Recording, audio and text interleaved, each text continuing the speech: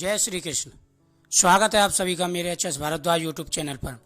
आज मैं आपको वैशाख मास के 27वें अध्याय की कथा सुना रहा हूँ। कथा को पूरा श्रवण करें। इस कथा को प्रतिदिन सुनने से, जो इंसान इस कथा को प्रतिदिन सुनते हैं उनको सभी मनोकामनाएं पूरी होती हैं। उनको पुत्र, धन, सुख, समृद्धि हर चीज की प्राप्ति होती है। मैथिली कहने लगे कि वैशाख मास में कौन कौन सी तिथियां पुण्य कारक हैं, उनमें क्या क्या दान करना चाहिए और किसने इसको प्रख्यात किया। तब सुतदेव जी कहने लगे कि वैशाख मास की सभी तिथियां अत्यंत उत्तम हैं। प्रत्येक तिथि में किया गया दान कई गुना फल देने वाला है।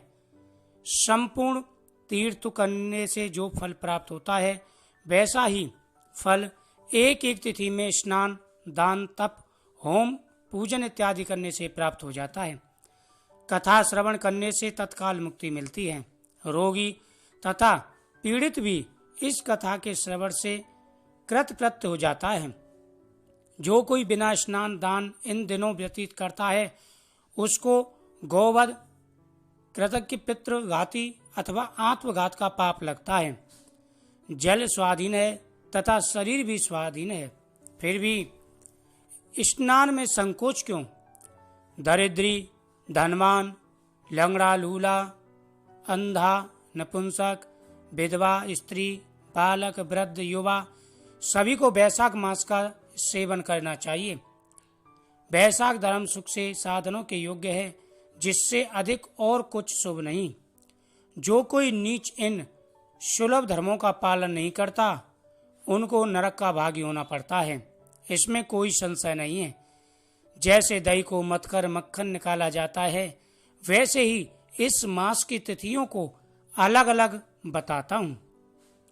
चैत्र के महीने में जब मेष की संक्रांति हो तब पापों के नाश करने वाली अमावस्या को गयाजी करने का फल मिलता है। मैं नरक और पितरों का एक पुराना इतिहास कहता हूँ। जब पृथ्वी में सर्वाणी मनवंतर का राज्य था, 30वें कलयुग के अंत में जब सारे धर्म नष्ट हो गए, तब उस समय अनर्थ देश में धर्मवर्ण नाम का एक ब्राह्मण हुआ। उसने इस घोर कलयुग में मनुष्यों को पापों में रत देखा। सब मनुष्य अपने वर्ण धर्म से हीन हो गए थे। तब एक दिन वह ब्राह्मण महात्माओं के सत्र यज्ञ देखने के लिए पुष्कर क्षेत्र गया। वहां पर ऋषि मुनि शास्त्र अनुकूल पुण्य कथाओं का श्रवण कर रहे थे। कोई कोई कलयुग की प्रशंसा भी कर रहे थे। कहते थे कि सतयुग में भगवान 1 वर्ष भर की तपस्या से प्रसन्न होते हैं, तो त्रेता युग में 1 मास, द्वापुर में 1 पक्ष में, परंतु कलयुग में उससे 10 गुना फल भगवान के स्मरण मात्र से ही मिल जाता है। कलयुग में थोड़ा सा पुण्य कर्म भी अधिक फल देता है। जो दया, पुण्य, दान, धर्मादिक कुछ भी नहीं कर सकते, उनके लिए केवल हरि नाम उच्चारण करना ही अत्यंत लाभकारक है।